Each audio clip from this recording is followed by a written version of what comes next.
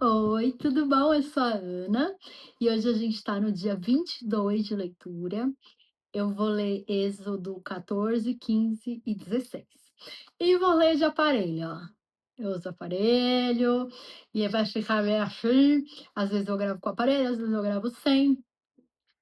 Tem que usar o aparelho, né? Imagina. Quer ouvir uma voz bonita, vai ouvir de Moreira, né? Enfim. Não, e eu tenho que usar esse aparelho porque os meus dentistas me patrocinam, que é o Todescan e a doutora Raquel. Eles são maravilhosos, então eu tenho que usar o aparelho. Vamos lá. Eu tô tomando café, então Êxodo 14. A perseguição dos egípcios. Leitura NVI, pega a sua biblinha e vamos lá. Disse o Senhor a Moisés: diga aos israelitas que mudem o rumo e acampem perto de Pi-Airote, entre Migdol e o mar. Acampem à beira-mar, defronte de Baal-Zefon. O faraó pensará que os israelitas estão vagando confusos, cercados pelo deserto.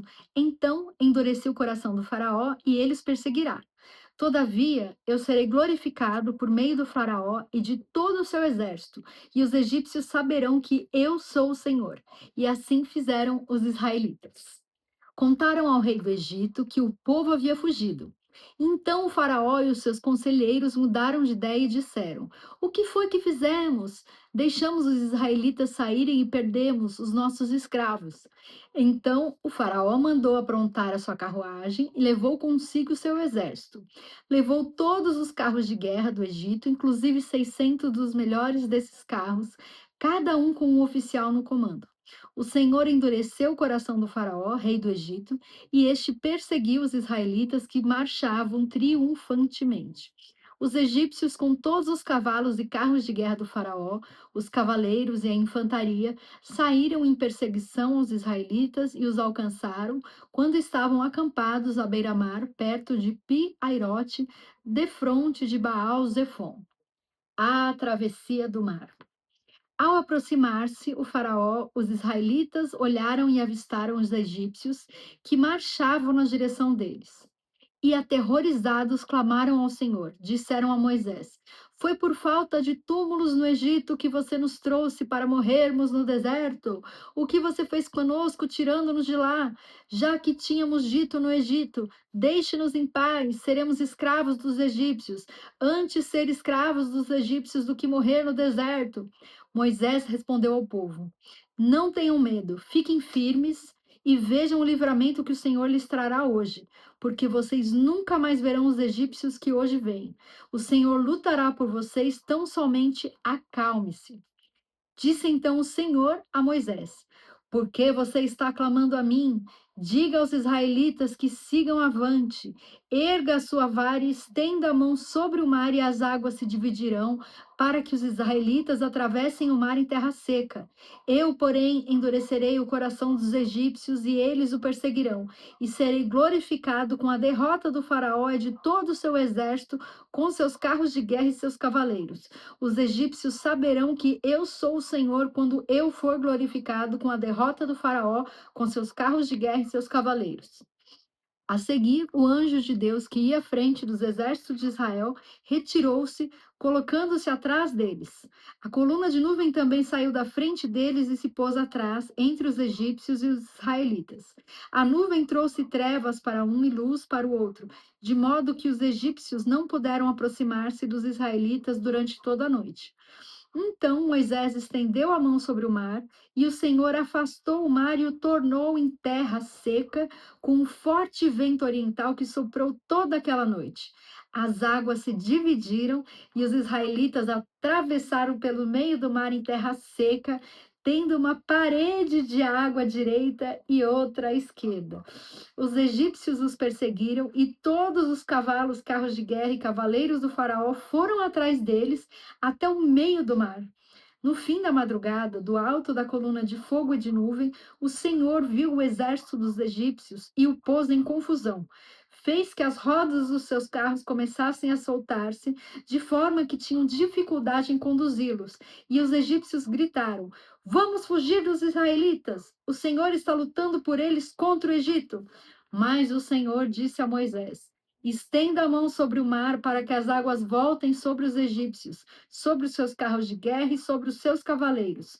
Moisés estendeu a mão sobre o mar, e ao raiar do dia, o mar voltou ao seu lugar. Quando os egípcios estavam fugindo, foram de encontro às águas, e o Senhor se lançou ao mar. As águas voltaram e encobriram os seus carros de guerra e os seus cavaleiros, todo o exército do faraó que havia perseguido os israelitas mar adentro. Ninguém sobreviveu. Mas os israelitas atravessaram o mar pisando em terra seca, tendo uma parede de água à direita e outra à esquerda. Naquele dia, o Senhor salvou Israel das mãos dos egípcios, e os israelitas viram os egípcios mortos na praia. Israel viu o grande poder do Senhor contra os egípcios. Temeu o Senhor e pôs nele a sua confiança, como também Moisés, seu servo. Êxodo 15. Cântico de Moisés. Então Moisés e os israelitas entoaram este cântico ao Senhor. Cantarei ao Senhor, pois triunfou gloriosamente. Lançou ao mar o cavalo e o seu cavaleiro. O Senhor é a minha força e a minha canção. Ele é a minha salvação. Ele é o meu Deus e eu o louvarei. É o Deus de meu pai e eu o exaltarei. O Senhor é guerreiro, o seu nome é Senhor. Ele lançou ao mar os carros de guerra e ao exército do Faraó. Os seus melhores oficiais afogaram-se no Mar Vermelho. Águas profundas os encobriram, como pedra desceram ao fundo. Senhor, a tua mão direita foi majestosa em poder. Senhor, a tua mão direita despedaçou o inimigo. Em seu triunfo grandioso derrubaste os teus adversários. Enviaste o teu furor flamejante que os consumiu como palha. Pelo forte sopro das tuas narinas as águas se amontoaram. As águas turbulentas firmaram-se como muralha, as águas profundas congelaram-se no coração do mar. O inimigo se gloriava, e eu os perseguirei e os alcançarei. Dividirei o despojo e os devorarei. Com a espada na mão eu os destruirei, mas enviaste o teu sopro e o mar os encobriu. Afundaram como chumbo nas águas volumosas. Quem entre os deuses é semelhante a ti, Senhor? Quem é semelhante a ti, majestoso em santidade, terrível em feitos gloriosos, autor de maravilhas? Estendes a tua mão direita e a terra os engole. Com o teu amor conduzes o povo que resgataste. Com a tua força tu o levas à tua santa habitação. As nações ouvem e estremecem, angústia se apodera do povo da Filístia.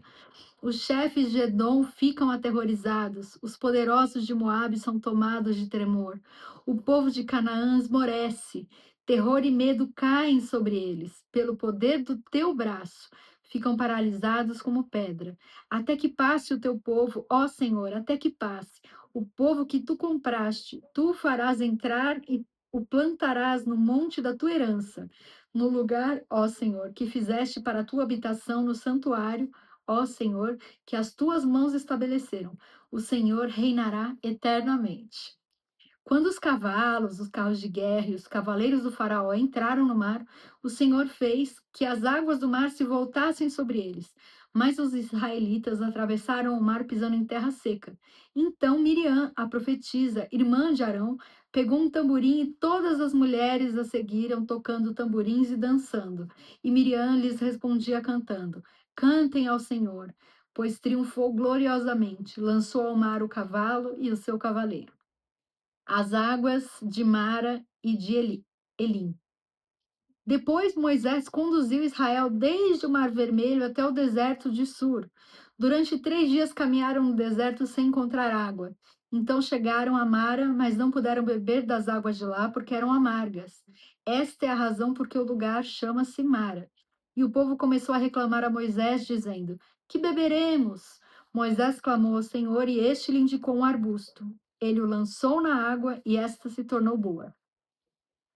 Em Mara, o Senhor lhes deu leis e ordenanças e os colocou à prova, dizendo-lhes: Se vocês derem atenção ao Senhor, o seu Deus, e fizerem o que ele aprova, se derem ouvidos aos seus mandamentos e obedecerem a todos os seus decretos, não trarei sobre vocês nenhuma das doenças que eu trouxe sobre os egípcios, pois eu sou o Senhor que os cura.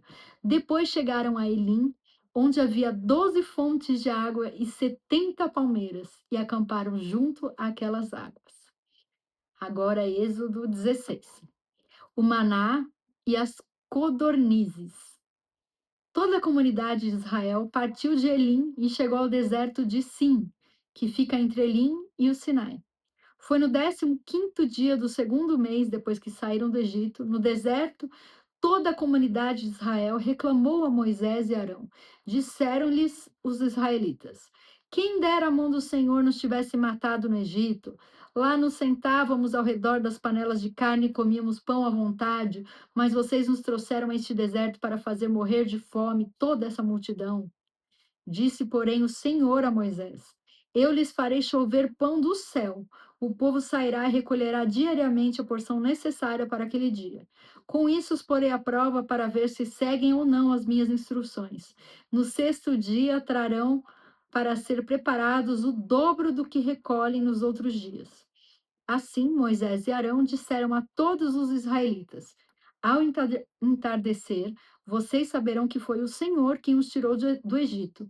E amanhã cedo verão a glória do Senhor, porque o Senhor ouviu a queixa de vocês contra ele. Quem somos nós para que vocês reclamem a nós? Disse ainda Moisés: O Senhor lhes dará carne para comer ao entardecer e pão à vontade pela manhã, porque ele ouviu as suas queixas contra ele.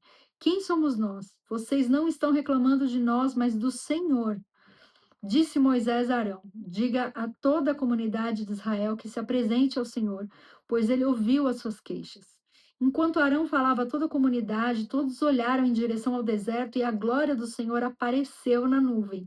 E o Senhor disse a Moisés: Ouvi as queixas dos israelitas. Responda-lhes que ao pôr do sol vocês comerão carne e ao amanhecer se fartarão de pão. Assim saberão que eu sou o Senhor, o seu Deus.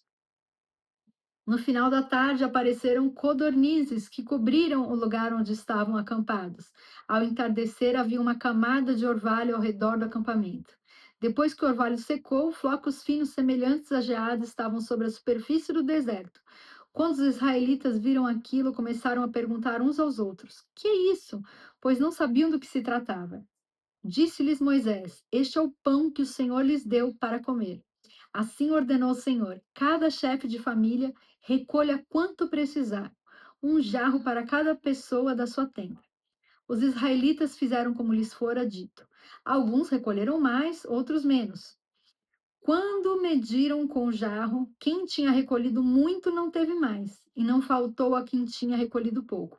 Cada um recolheu quanto precisava. Ninguém deve guardar nada para a manhã seguinte, ordenou-lhe Moisés. Todavia, alguns deles não deram atenção a Moisés e guardaram um pouco até a manhã seguinte. Mas aquilo criou bicho e começou a cheirar mal. Por isso Moisés irou-se contra eles. Na manhã, cada manhã, todos recolhiam quanto precisavam, pois quando o sol esquentava, aquilo se derretia. No sexto dia, recolheram o dobro, 2 jarros para cada pessoa, e os líderes da comunidade foram contar isso a Moisés, que lhes explicou: Foi isto que o Senhor ordenou: amanhã será dia de descanso, sábado consagrado ao Senhor. Assem e cozinhem o que quiserem, guardem o que sobrar até a manhã seguinte. E eles o guardaram até a manhã seguinte, como Moisés tinha ordenado, e não cheirou mal, nem criou bicho. Comam-no hoje, disse Moisés, pois hoje é o sábado do Senhor. Hoje vocês não encontrarão no terreno. Durante 6 dias vocês podem recolhê-lo, mas no sétimo dia, o sábado, nada acharão. Apesar disso, alguns deles saíram no sétimo dia para recolhê-lo, mas não encontraram nada. Então o Senhor disse a Moisés: Até quando vocês se recusarão a obedecer aos meus mandamentos e às minhas instruções?